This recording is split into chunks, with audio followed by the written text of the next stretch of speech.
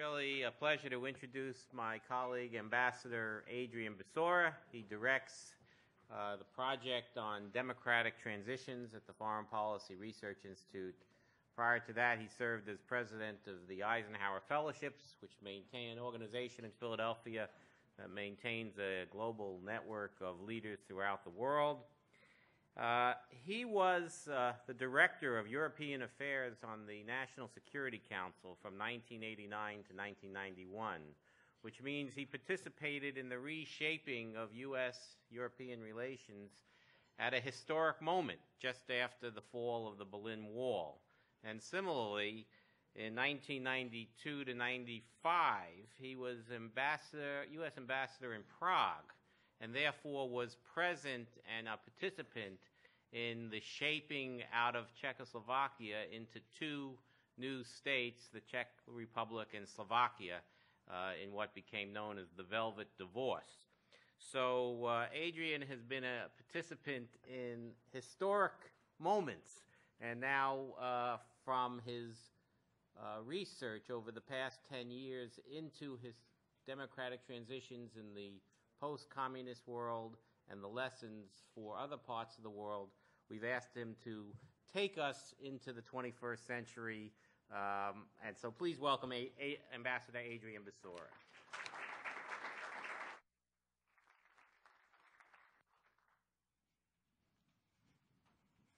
Thanks very much, Alan. Are the acoustics working all right to the back row? Thank you very much for the generous introduction. It's no mean task, as I hinted last night, to bring you fast forward for 237 years since the Declaration of Independence, about which we've heard so much. Professor Armitage did a magisterial job of bringing forward the impact of our Declaration of Independence on other nations. What he did not do, and what is left to me, is to talk more about the content of that, the democratic content, the ideological content of that declaration, and how it is playing out in the world today. And to do any justice to today, I really have to take into account the last century of history, perhaps starting from the time that Woodrow Wilson used the famous phrase, "make the world safe for democracy," introducing a whole period of American foreign policy that is still playing out today in certain ways. So, let me also, it's also daunting for another reason to be here, although it's a great privilege, and I'm very pleased indeed to be here with you, and very admiring of this institute and of the time all of you, the teachers and the other scholars participating in this, have devoted to it, and to be part of the extraordinary, to see such extraordinary, really truly magisterial lectures that you have been that have been prepared for you and presented to you over these past 36 hours. Is that right? About a day and a half, whatever it is. I'm not going to try to compete with these magisterial lecturers, but rather I'm going to try to bring you my own practitioner's perspective on the issues of democratic transition. Based on my own personal experience, some of which Alan has already summarized for you, and based on the last, particularly the last 6-7 years of research since I was invited to the Foreign Policy Research Institute to create the project on democratic transitions, which in fact has focused much primarily on the post-communist countries, but certainly based on a very thorough survey of the literature of the basic literature of comparative politics in general, and what many call transitology, post-authoritarian transitions, or democratic transitions more specifically, which has a very rich literature, has developed a very rich literature over the past decade or a couple of decades. I will also try to be brief in order to leave plenty of time for discussion. As I've discussed with some of you individually at lunch and at supper last night and in reception periods, I very much would like to have some dialogue and make sure that we talk about those things that most interest you and most interest your students. And I assume that in your classrooms you do interact with your students. And I would like to try to use that model. Proactive learning to me is a tremendously valuable model that I've learned a lot more about it in this generation than when I was in school myself. Alan already mentioned that I had the honor of serving as U.S. ambassador in Czechoslovakia, and then after the Velvet Divorce, the Czech Republic, at the time that they were beginning their transitions to democracy. And I was also extraordinarily fortunate to be at the White House National Security Council 1989 to 91, as the Berlin Wall fell, as the Solidarity government came to power in, let me welcome Maya and ask, Maya, why don't you join Peter up here in the front row? Dramatic entrance, Maya Otarashvili, originally from the Republic of Georgia, my research associate and deputy coordinator of the program, of the project on democratic transitions. We run the trains almost on time. All right. So, but when you put together these two assignments, National Security Council, 89 to 91, late 91, and then Czech language training and preparation for Prague, and the actual assignment for 3 years in Prague, I just feel so extraordinarily fortunate to have been present at the creation of what I think is one of the most successful and fruitful periods of American foreign policy ever. Also, one of the most promising and positive periods for the evolution of democracy ever. I'm talking about short periods, but the rest of my talk will be about the long periods, the long, difficult, and uneven periods of democratization that the world has experienced in the 237 years since the Declaration of Independence, and very much so since the fall of communism 24 years ago, or the beginnings of the crumbling of the Berlin Wall then in 1989. A central focus of my job at the National Security Council, of course, was to help develop the programs of support to democratization and to the transitions to market economies, which are a very important factor in this. So when, although after I left Prague and became president of Eisenhower Fellowships, I would focus mostly on the rest of the world and rather little on Eastern Europe and the former Soviet Union, because it's a global leadership organization. I did remain extremely curious when I was invited to how these policies that I had helped develop at the 89-91 period and helped implement 92-95, how they had actually worked out in practice. What worked? What didn't work? Was our optimism? Were we too optimistic? Were we too ambitious? Did we do the wrong things? Could we have done a lot better? These kinds of questions.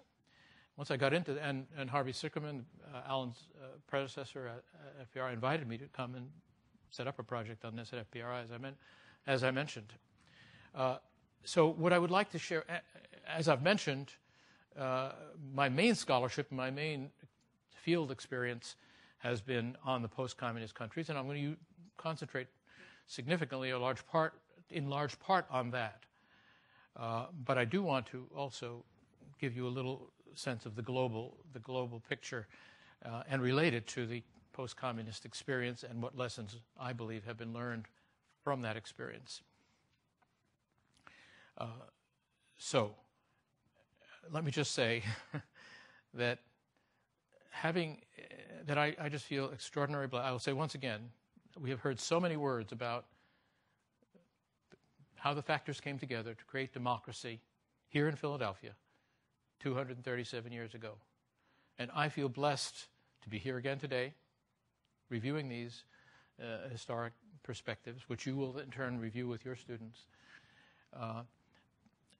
But also blessed to have been present at the creation of a new era in Central and Eastern Europe, to be present and to have had a very, very small role, but nevertheless been an actor in this play that led to the democratic transformation of Central and Eastern Europe and some parts further east. Fewer than I would like in the former Soviet Union, but nevertheless a considerable spreading of democracy. Okay. Let me then start with a very brief overview of the state of democracy in the world. So if, Peter, you will go to the first slide. This is based on a publication of Freedom House, also available online, of course, one of the most venerable and respected nonprofit organizations in the United States in the field of democracy. And as you can see, in this particular annual survey, they divide the world into free, partially free, and unfree states. You can see the purple countries. These are where you have dictatorships or very strong, very authoritarian monarchies, etc. Very little freedom. The greens, of course, are the democracies. And that includes both consolidated democracies and what we will later, emerging democracies, what in definitional terms, as I will get to in a minute, will be called semi-consolidated democracies. Those are the greens, the green countries. The yellow states are what I would call hybrid regimes or transitional regimes, somewhere in between autocracy and democracy. Sometimes, all too often, when they have elections or other events, the press will refer to them as democratic or emerging democracies. They are not. They are in between, and it's a limbo. And if in the discussion we may, if time permits, we may usefully get into some of the pitfalls, what Levitsky and Way call pitfalls of competitive authoritarianism and the ability of authoritarian elites to perpetuate themselves generation after generation because using the symbols or misusing the symbols of democracy. Now, let me then just take you to the next slide to show you the progress in democratization. This is 40 years now. I'm not going all the way back to Woodrow Wilson and 100 years ago, where there were extremely few democracies. But in the last even in the last 40 years, by the way, if we went back to the late 40s and the immediate post-war and post-colonial period, there would have been another steep line of increase of democracies, which we won't get into today. But the numbers, this will be available to you online, and if you want to look back at the numbers all the way back, and at the Freedom House website, you can go back further. But as you can see, there are 90 countries that Freedom House now currently considers free. However, you might not be able to see at the top, 195 countries total is the base that they survey, and therefore this represents only 46% of the countries in the world, or virtually all the countries. I'm not sure they include Kosovo or a couple of other states that are not yet fully recognized by the UN. All right, so let's turn, however, to the next. So just one comment. The progress of if you look cumulatively, we've gone from 29% 29% Democratic to 46% Democratic. That blue line looks fairly flat. I mean, it's a slow progress and not certainly uneven rate of progress. And here you can see the fall of communism and sudden increase in the number of democracies. But nevertheless, if you go from 29% to 46%, do the math, that's almost a 60% improvement in the number of democracies in the world, or the percentage of countries that are democratic. If you could go to the next slide. Okay, this is the partially free countries, the category that Freedom House, which fits pretty well with the category that Freedom House calls transitional or hybrid regimes. And what I want to point out here is that there hasn't been anywhere near as much progress in this category as in the democratic category. Yes, when you start the graph way back in 72, 73, it was 25%. Now it's around 30%. But if you look here, as of 1975, you'll see fundamentally you have a straight line in terms of the percentage of countries. It's not all the same countries are in the mix. Some have become democratic. Others have become full-fledged autocracies again. So that's a category which is worth looking at and thinking about. If time permits, we can discuss it a little bit, as I said. Let me take you then, I think let me say just one more thing about these hybrid countries. Usually they have elections. Usually the press will express hopes that these elections will make a difference, that there is a glimmer of hope for democracy. Well, you've seen that in Zimbabwe, which is actually not in this group because they are a consolidated dictatorship. But notice, even there the press will say, oh, now maybe this time there'll be a movement towards freedom. And again, very often, in the majority of cases, it does not happen. So the misuse, one of the pitfalls of discussing democratization, democratic transitions, is the overemphasis on elections and the misuse of elections, including election monitors that say, oh, well, on election day, things went fine. Yes, but was it a free and fair election? Was it an even playing field? Did the public have access to information? Were they intimidated, et cetera, et cetera? These are some of the key questions. So they use the trappings of democracy. These elites or skillful individual dictators use the trappings of democracy, not just elections, but a nominally free press or certain other trappings to de facto simply perpetuate the existing elite, either the dictator, him or herself, or a very small elite. They may decide among themselves who will be the next president, but nevertheless, the same group of people continues to. And only when you get an elite split, in most cases, do you actually have a good chance of moving beyond this level of stagnant semi-autocracy. All right, now let me turn back, as I said, I'll focus mainly on the post-communist countries and on the definition of democracy. Let me say before we look at any of the slides that in my first couple of years as directing this project and starting it up, the project on democratic transitions, I found that this extensive literature survey that we did, that one of the real problems, or major problems, I would say, in studying transitology or democratic transitions in this day and age, is that there is no agreed definition of democracy. So I refer to the media calling some situations democratic when they are not, but in the scholarship there are many differing interpretations. That is one reason I suggested Alan suggested, and I put in a further plug last night, that you read the essay by William Hay in your folders, because he has a very thoughtful discussion of what constitutes real democracy, as opposed to what many people call illiberal democracy, a term made famous by Fareed Zakaria, which is also referred to in the William Hay essay. Let me just read you Will Hay's definition of democracy.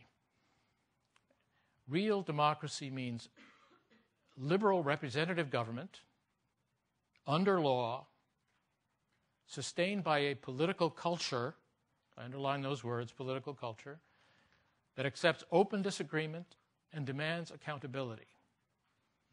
This definition emphasizes the role of institutions in making a political order work. Representative institutions grew organically from particular challenges in the medieval and early modern period, and their repeated failure outside the sphere of Anglo-American governance underlines their fragility. Now that Will goes a little too far. He's a little too pro-Anglo-Saxon because, as we see, democracy has gone well beyond the Anglo-Saxon sphere over the last many decades. Nevertheless, what you heard so eloquently and with such eminent scholarship expressed yesterday, starting with Walter McDougall's presentation and a couple of others which talked about the particular confluence of circumstances 237 years ago. There was tolerance. There were differing views. There were a variety of interests and perspectives all brought together here in Philadelphia. They learned to compromise and work things, but nevertheless they got to some universal or let's say widely acceptable vision. That is worth keeping in mind throughout the as we go forward in this discussion today. However, I would like to go a little bit further in defining. His is a very useful and better than most definition of democracy.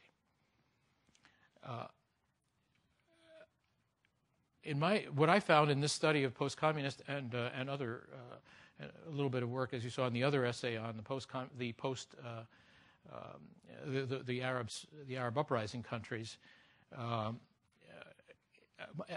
To me, if you want to go into real depth, looking at these revolutions and potential transitions to democracy, it's important to use a slightly fuller and more precise definition, and actually not a single template of democracy, but to view democracy or democratic freedom and increasing democratization as being along a spectrum.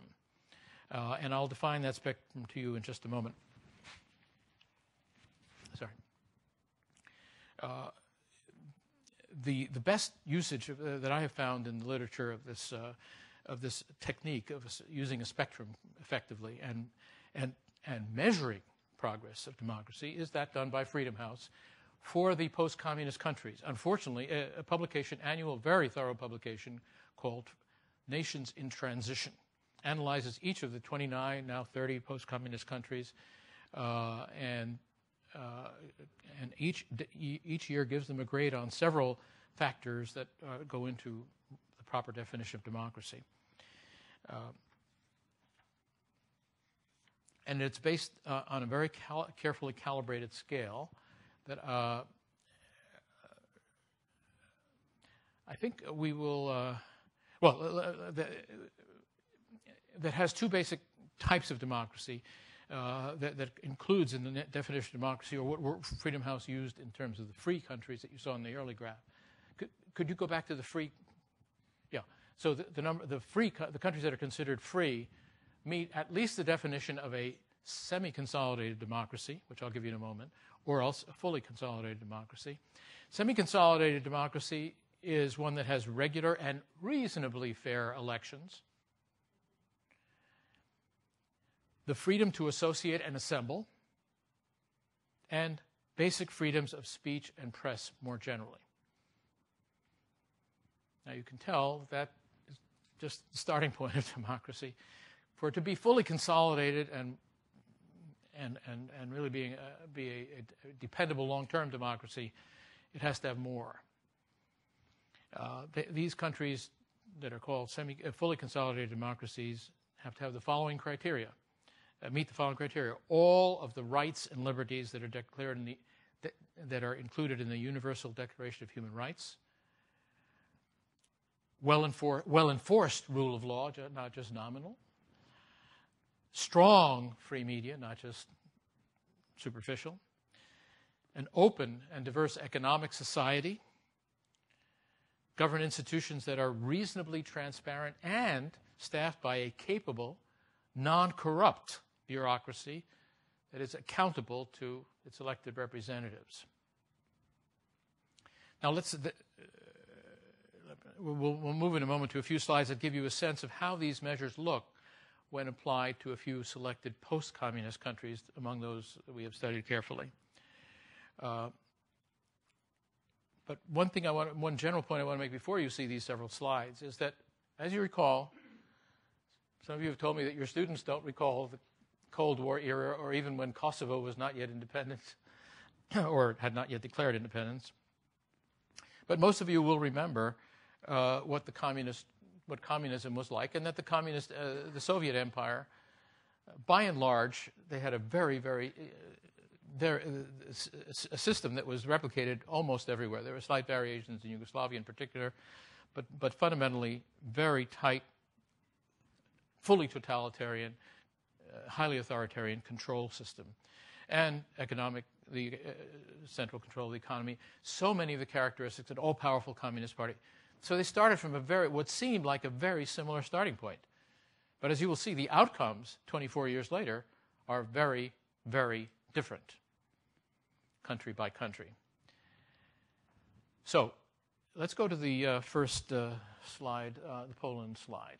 Poland, as you all know, was one of the front runners, in fact, played an absolutely critical role in the breakthrough of democracy after communism, the round table agreements, and then the election of a solid government, the solidarity government, in September. Well, actually, it occurred in June of 1989, but the Mazowiecki government took office in September of 1989.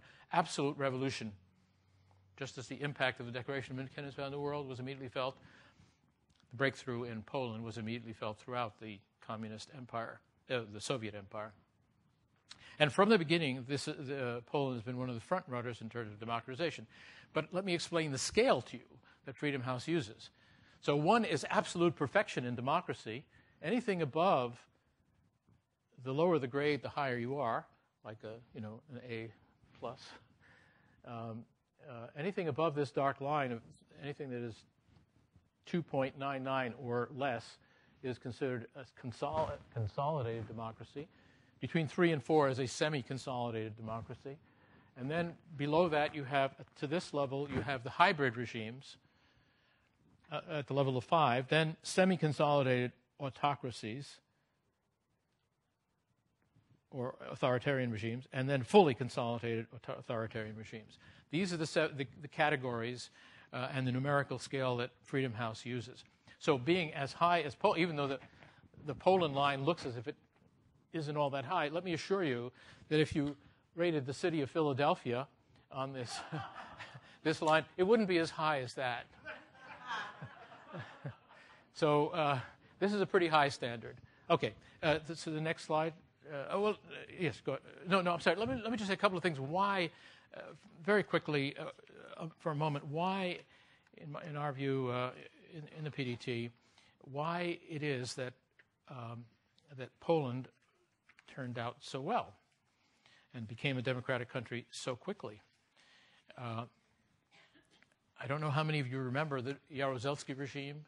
How many of you remember that he was a military officer and a nationalist, not simply a pure communist apparatchik? How many? Most of you do know that it was a Catholic, predominantly Catholic country, and the church had not been entirely decimated or subordinated to the government, and that 30% of the land was owned by the peasantry, still, private ownership of land. So that the totalitarianization of Poland was not as extreme. Furthermore, Poland had looked westward for generations.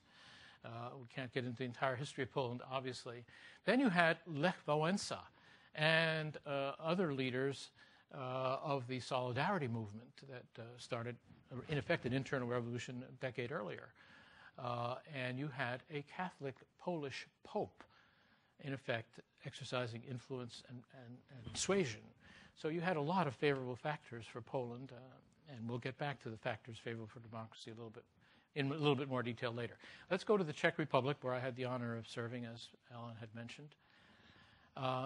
As you see, by 1997, they too were at 1.5, which is an exemplary score in democracy. They were at the same level as Poland. And they, in fact, have, although they went down a tiny bit in 2001, 2002, they're, in effect, on an upward trajectory. And some of the things that made them special, that made them successful. Well, you've all heard of Václav Havel, who was head of the Charter 77 movement that started as a, well, and you also have heard of the Prague Spring in 1968. And you also know that the Declaration of Independence of Czechoslovakia was signed here. I was out of the room, but Alan pointed out to me that the previous speaker said that they had brought it to Independence Hall to sign. It was that important.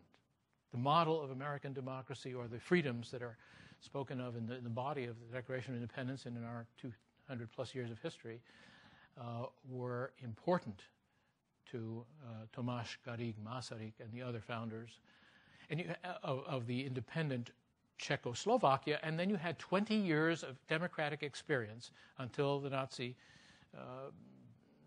let's say, protectorate and the temporary destruction of democracy from the outside occurred in 1938. So, and you also had the highest economic development and socioeconomic level, the most developed middle class in any of the communist countries in Czechoslovakia. At the time, communism was imposed in 1948 by the Soviet Army and Politburo in Moscow, but Stalin, basically. Okay, let's move on then to the next country. Hungary, also by 1997, was considered a real front runner of democracy. They had done very well. They were economically, they had privatized. And their former communist country had changed its label to social democratic, and they were voted back into power and mismanaged the economy, a lot of corruption, admitted to by Prime Minister Guchani at one point,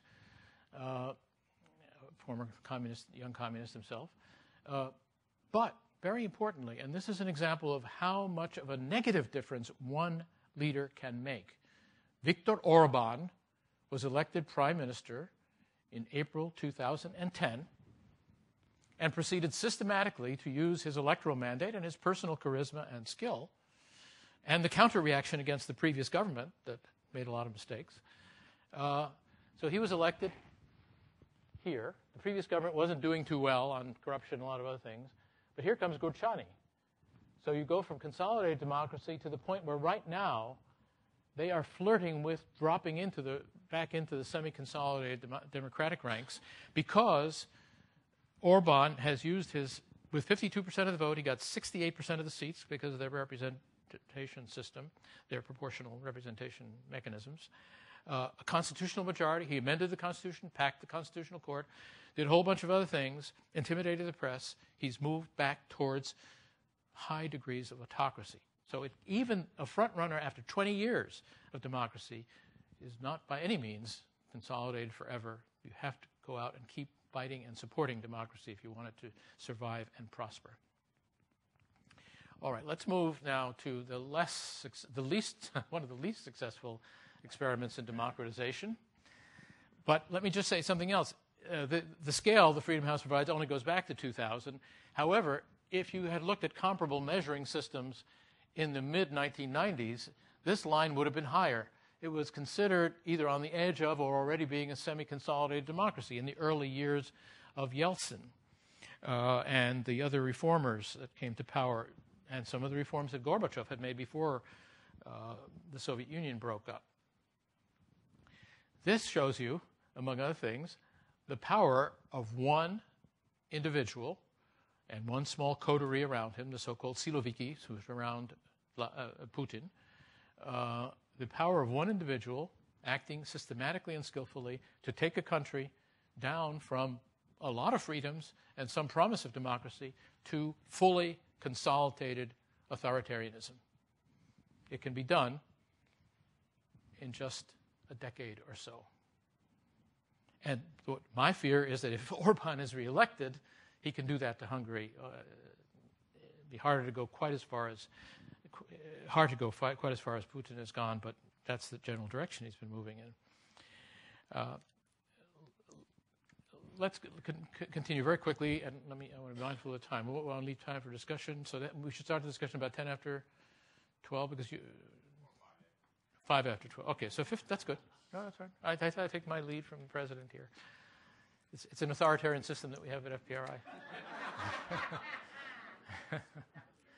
Okay, so Russia. All right. Let's move on to Ukraine. Let's move on to Ukraine, which is in the hybrid category. But you all remember the Orange Revolution of 2004 and a reform government that came into office at the beginning of 2005. Timoshenko, Yushchenko. The Philadelphia Liberty Medal was given to Yushchenko, right, a few blocks from here, a few months after he was elected president. The great hope, Ukraine, democratic. Well, they squandered it completely. So you see that at this point, Freedom House was considering them very much on the uprise towards semi-consolidated democracy. This is the period, the 4 years that the Orange Revolution government, which was constantly bickering among itself and had a lot of corruption, etc., failed to make any further progress. And then you have Viktor Yanukovych, who was an old communist apparatchik, coming back in and getting a majority of the vote and taking the country systematically backward, not quite as steeply and as rapidly as Putin, but moving in the same direction. Very ominous. So that's another example of how things can regress. I stress the regression because at the time that I started this project, the conventional wisdom was that, you remember Francis Fukuyama, The End of History, the conventional wisdom was that this was the way of the future. Now that communism had been defeated, the Cold War was over, democracy was on the rise around the world, was on the move, and it was only a matter of time. We could help out here and there, but we would, of course, succeed. This was destiny. Let's go to the next slide. Georgia. Rose Revolution occurred in 2003. Saakashvili, great hero of the West, very strongly supported by the United States. What did he do? Well, he made a lot of improvements from 2003 to 2012 in the economy, very prosperous. He eliminated a lot of corruption, at least at the petty level. He modernized state institutions and made Tbilisi look like a very modern and prosperous capital. But he failed in a lot of other things. And above all this time was accumulating more and more power.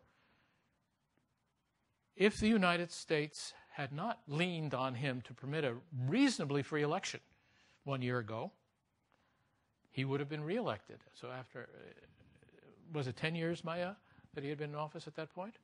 Another term of office, you could see, I would have expected Georgia, a very good chance that Georgia would begin to creep downward, or at least stay stuck as a hybrid regime, and then Saakashvili would arrange perhaps for somebody else to replace him, as Putin did with Medvedev in Russia, replace him for a while, but Saakashvili's a young man, he could come back too for another set of presidential terms after a 5-year hiatus. That's one scenario. Other scenarios, the same ruling elite, some of whom had enriched themselves during these years, these 10 very prosperous years, could easily have continued in power. I mentioned the United States intervention because external leverage can sometimes make a difference. Now, let's go to the final. Do we have another? No, I'm sorry. We'll get back to Chile and other regions of the world very briefly in a moment.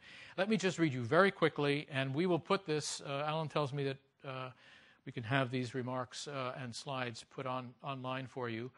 But let me go quickly through what I consider some of the, after 6, 7 years, 8 years working on these issues, some of the absolute key factors that correlate with success and that help to explain success in creating democracy and consolidating it, or that explain failure to consolidate democracy or to move ahead to democracy. And I'll go rapidly through them so we'll have time for discussion. All this just 10 factors. There are others. It's clearly a complex multivariate equation, and the weight of one factor or another is greater in some countries than in others. But recent extensive exposure to Western democratic societies through the media, through travel, through a lot of other things, that's one positive factor that correlates. And notice that Poland, Czechoslovakia, and Hungary were the westernmost countries of the Warsaw Pact, and they had more exposure, East Germany as well. Prior direct experience with democracy, or at least some partial freedoms and pluralism. Third, leaders of high caliber in the early or intermediate stages of the transition. I should have said peaceful revolutions, peaceful bringing down of the old regime helps for to generate such leadership, and also a climate and a political culture that is positive. A strong sense of national identity, or better still, a history of prior existence as a state with its own self-awareness.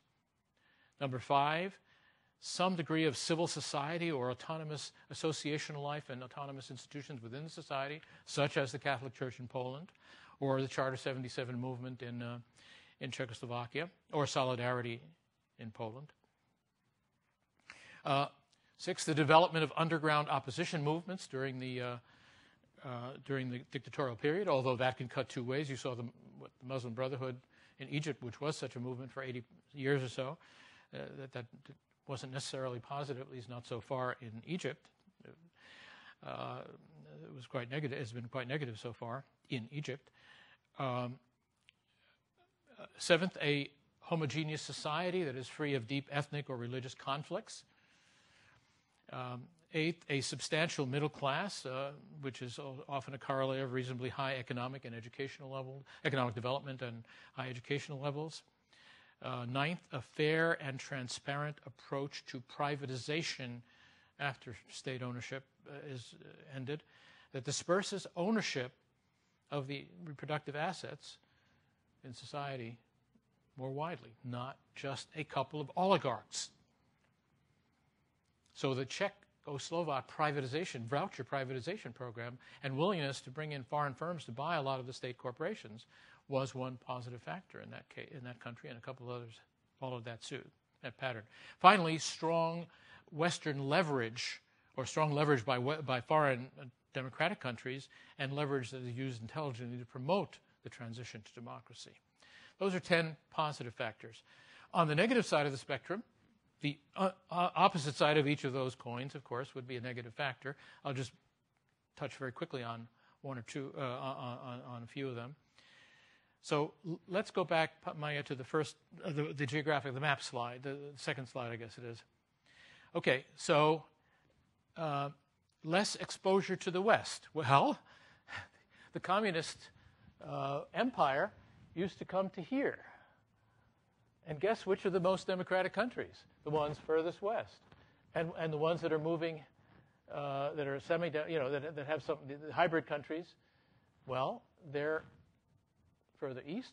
And then the most authoritarian countries are, for the most part, very far to the east. Now, in other words, those countries, they were less developed societies. They had less, particularly in the Soviet period, less exposure to the West. They were much more remote, less economic development, et cetera, and many of the other factors.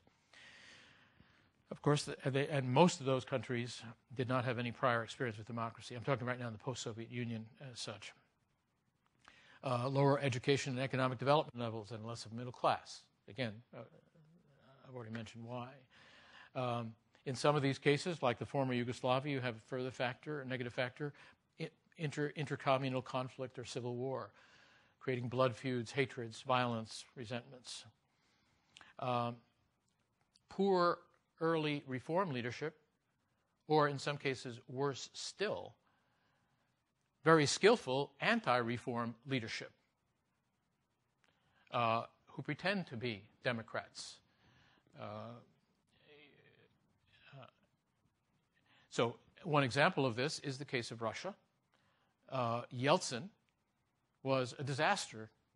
I mean, he was for some of the right things, but he was an alcoholic, totally out of control, let his family dominate, corruption, et cetera, et cetera. The privatization put money into the hand of, put state assets into the hands of a few oligarchs, et cetera. It was and there was tremendous instability, devaluation, pensions weren't paid, et cetera, et cetera. It was an absolute disaster, which killed any taste for democracy for at least a generation in Russia. Then you have Putin, eminently skillful and systematic leader, very strategic, systematically rebuilding the control center and mechanisms of the Kremlin. So what difference a bad leader at the beginning of the reform period can make, what difference a good, by which I mean effective and nefarious from the point of view of those who love democracy, leader like Putin. And there are many, Nazarbayev in Kazakhstan is another extremely skillful leader who pretended to be a Democrat and has run the country ever since. And the Aliyevs, father and son, the same thing in Azerbaijan. Now, one final point. I said strong leverage by Western democracies, or the West used to promote democracy. The opposite side of that coin is what Stephen Levitt is what I would call black knights, K-N-I-G-H-T, as opposed to a white knight. Stephen Levitsky, a scholar whom I bring to your attention, Stephen Levitsky and Lucan Way, in what I consider a rather seminal work in this field called competitive authoritarianism. They call the Black Knight phenomenon exactly the kind of role that Russia has played in its near abroad. Putin has tried to undermine with some success the democratization of Ukraine and other countries nearby. He tried to invade Georgia, but didn't quite totally unseat Saakashvili. But using the influence, the anti-democrats using their influence, and particularly in countries in close proximity or where they have some leverage, can be a very important factor against democracy. let me see if I can find my last page in order to sum up, and make sure I sum up systematically. Those are the negatives. The negative side, the negative factors are the main pitfalls that work against. There are others, but those are the ones that I would emphasize. Now let's talk very briefly, in 1 minute or two most, I'd like to go to the rest of the world, starting with Chile, if you wouldn't mind. I start with Chile in part because some of you will remember the Allende regime, you will remember the military coup, you will remember that Augusto Pinochet took over and had a very hard authoritarian regime in Chile that was defeated and it was in effect unseated at the end of the 1980s. So by the time this chart begins, by the way, these are the Freedom House does not have as refined scores for some of the non-post-communist countries. So we've used the World Bank Voice and Accountability and tried to calibrate the scale. This is imperfect, but it's sort of a rough guide. So you see Chile, by 1996, was already considered a consolidated democracy. Once again, it had a very long democratic history. It was one of the first democracies of Latin America before Pinochet. And so it regained democracy, and it's done very nicely since. I would consider this to be them to be roughly on a par with Poland or Czechoslovakia nowadays. Next slide. Mexico. Well, this is interesting. It's next door. You'd think the democratic diffusion, example of the U.S., etc. But no, the single dominant party system that the Partido Revolucionario Institucional had for generations in Mexico, even though in 1996 or thereabouts that monopoly was finally broken, you had a free election and a non-free president. Nevertheless, it only went so far. The amount of corruption, some of the other things were built into the system. It's still not fully consolidated, and we'll see if now that Enrique Peña of the FPRI has been elected, whether he keeps true to his promises and makes more from democracy or keeps things fairly tightly controlled as they had been previously under the PRI. Next slide. Brazil. I would have thought that they would come out in the consolidated democracy category more clearly. And Freedom House, by the way, does consider them. The Freedom House would actually have this line just slightly higher. They do consider they were among the countries listed as free, but just barely, not fully consolidated as a I'm sorry, free. Of course, free, as I said, in the world chart that you saw, free would be above this line. But anyway, some would argue that they're just already a consolidated democracy, but not as nicely as we would like. And part of the reason is very extensive corruption. Another part of the reason is relative ineffectiveness of the institutions of government, despite the fact that there's lots of freedom. Next slide. Okay, I want you to see different comparable levels of democratization in different continents just as part of this overview, very rapid overview. So you see Kenya is about on the same level as Brazil. There are African models, and there are some that are doing better. So if you go to the next, Ghana is considered very much on, some people would already consider it a virtually consolidated democracy, but it's certainly very close. And the British legacy there, as in Kenya, the institutions that they left behind, educational system, et cetera, are part of the explanation. Next, please, South Africa. South Africa has been, and here one individual, Nelson Mandela, is a large part of the explanation. What one man can do, what one leader who is a true Democrat can do, and a conciliator, and somebody who creates compromise. The things that happened here in Philadelphia to bring together our democracy. Okay, so there are several examples of democracy or soon to emerge democracies in Africa. Now, when you go to the north of Africa, the Arab Spring countries, interestingly, the new king made more reforms after Assad made more reforms at the beginning, and they were flirting with being semi-consolidated democracy, and then things settled back into their own patterns where the old elite surrounding the king exercised more and more power.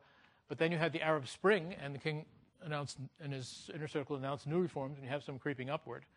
In my view, in the longer term, if there is hope for democracy in some of the Arab uprising countries, Morocco is one of the ones one of the countries that have the best hope, through the gradual evolution of a monarchy, as in the case of England and a few other European monarchies, towards a more representative government, moving gradualism.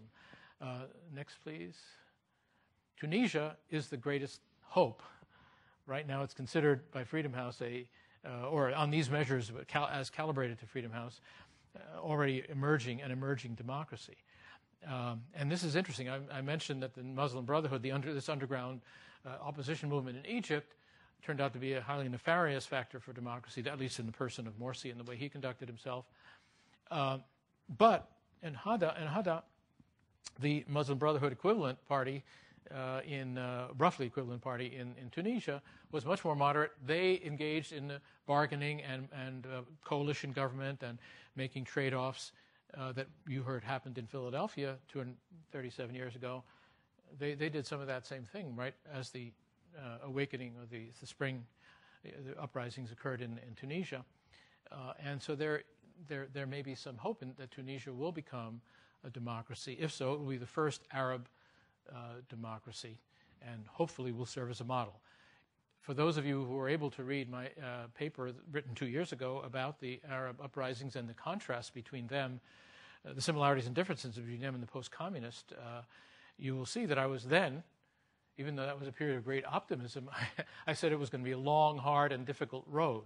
And it sure has been, even more in the first 2 years since then, even more difficult and harder road than I expected.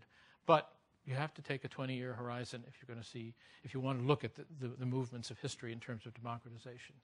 Now, I think I am a couple of minutes past the time that you suggested to start discussion. So let me give you a couple of my conclusions very quickly. If the past, let's say the past couple of decades or the past even 4 decades serves as prologue, and we heard from Dr. Armitage that this may be dangerous to say, but if it's prologue, then we can expect that there will be various pathways to freedom around the world in these and other countries, that there will be many failures, that the road will be long and winding and bumpy, and that progress will be frustratingly slow and uneven. Furthermore, it will be a long time before the kind of extraordinary role that the United States played in the 1990s and the leadership that we showed, but also the results that we had in democratization then. A long time before that kind of big surge will happen again. And I don't see any other institutions or nations that can step into that void. On the other hand, there are some, like Putin and the Chinese, for example, who are working in the opposite direction. Nevertheless, perhaps I was born that way, I am optimistic that at least in the longer term, the ideas and the human aspirations that came together here in Philadelphia in 1776 are still alive and well. But successful democratization has always been a slow, gradual, organic process from the ground up. Again, as you saw, the U.S. can only help when there is a movement that has real roots domestically, a real demand for, and some people with a capability for democracy, a political culture, the beginnings of a political culture of democracy.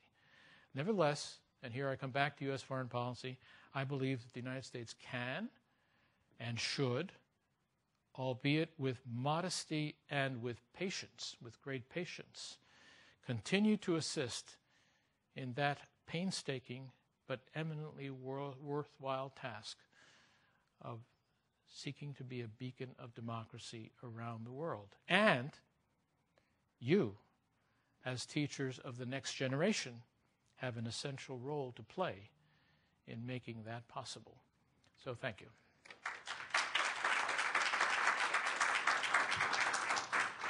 Now we have 10 minutes for questions. Well, you told me 10. You told me 10 until 12:25. Ambassador Basora, I read your article yesterday and I heard your presentation today with great interest, and I'm grateful for all the factors that you identified and that you presented here again today.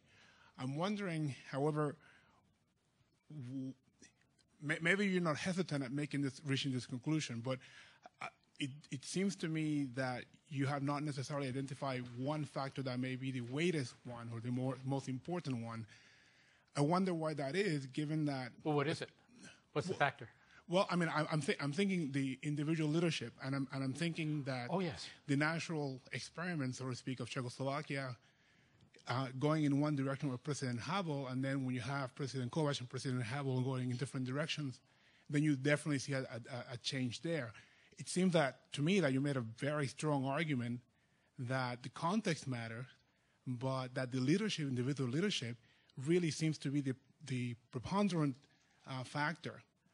But then you kind of took that back. I felt. No, okay. Let me be clear. I wasn't clear. I mean, because I needed to give up 5 minutes of my presentation. Otherwise, I would have.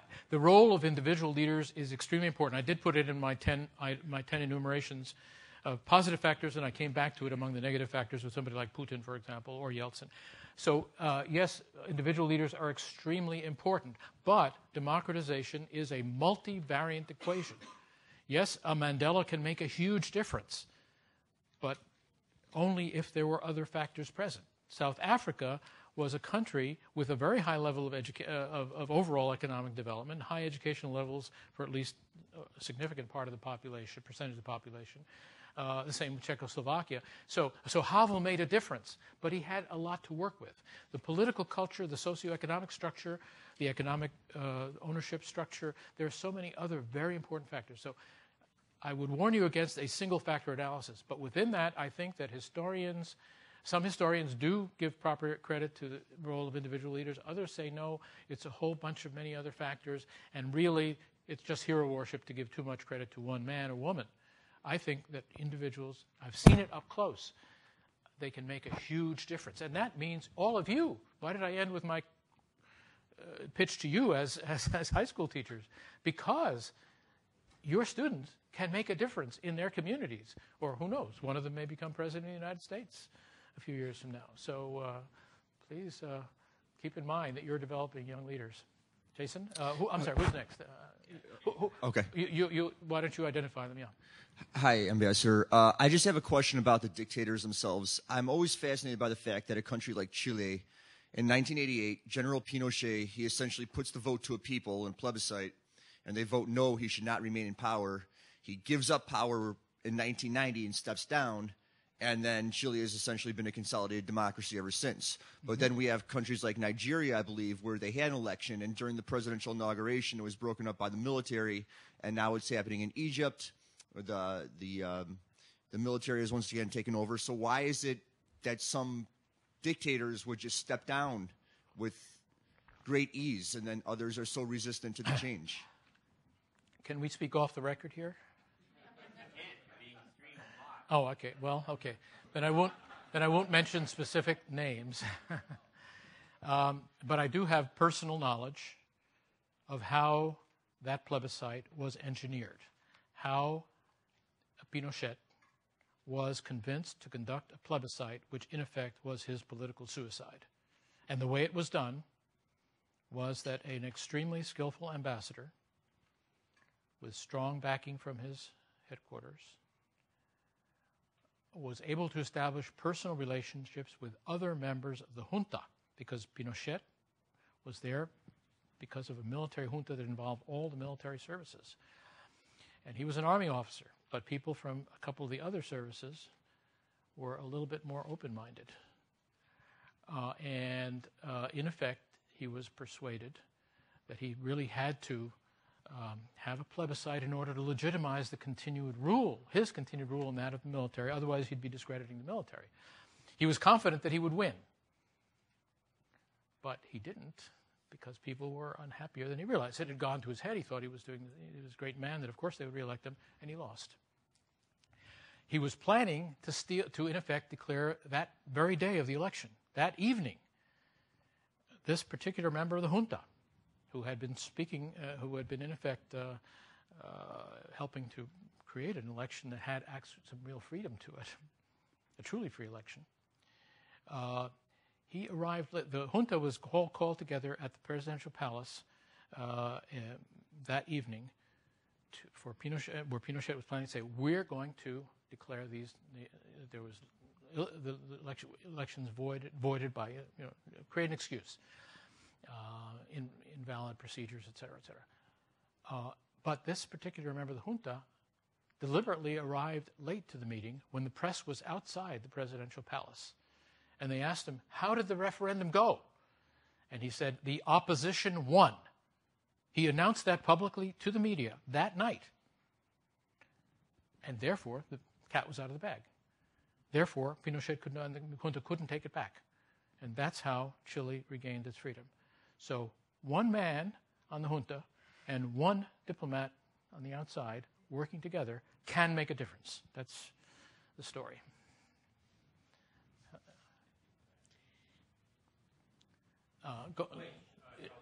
Yeah.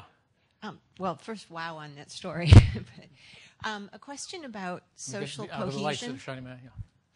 So Hay makes a point about social cohesion, and you make a strong point in your essay about Shia and Sunni and fundamentalists. And I guess what I'm wondering is I can see how a number of your 10 points can be developed and nurtured. Can social cohesion also always be developed, or are there points where it just may not work? Can you develop social cohesion is your question? Well, first of all, political culture, although a very important subdiscipline of political science, is, in my view, not as fully developed as it deserves to be. And I don't claim to be a political scientist or a political culture specialist to give you a definitive answer about that. I believe that leaders like Mandela can make a difference in developing social cohesion, but it's difficult to do. Václav Havel inherited a country when he came to power when he became president, in January 1990. He did not want his country to divide. Slovaks and Czechs got along very well. There weren't any problems. But demagogues on the Slovak side and demagogues on the Czech side began to see their own personal ambitions. They began to, demagogue. And they created a dynamic that ultimately led to the split of the country, despite Havel's great persuasiveness and 2.5 years of effort to try to keep the country together, a country that had great social cohesion. I give that as an example of how difficult it can be. Social cohesion is important. We've lost a lot of social cohesion in the United States over the last several years. And we that was one of the great glories of American democracy. Can we regain it? It's easy to destroy, not quite as easy to rebuild.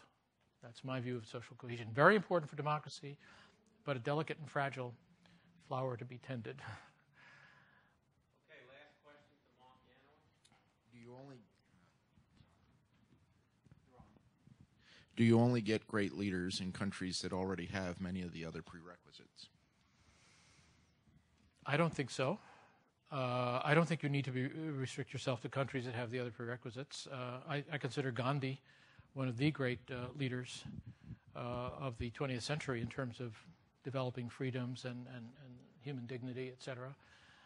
And surely India was a country with very low economic and educational levels overall. The one big thing that they had one positive thing going for them, that was the British civil service system and a small educated Indian elite that could gradually take over. But no, I don't think, I think it's, as in human evolution, what the biologists called a sport. In other words, you can have a sudden deviation that is not determined by the average of all the other citizens of that country. Obviously Gandhi benefited from British education. There were certain other things, but that does not mean that India had all of these preconditions or all of these favorable factors, the 10 favorable factors I listed, the other 9 favorable factors that I listed, and I could have listed another 5 or 10 as well. So one man can make a difference and doesn't have to be predestined as to in which country he or she will emerge, in my view.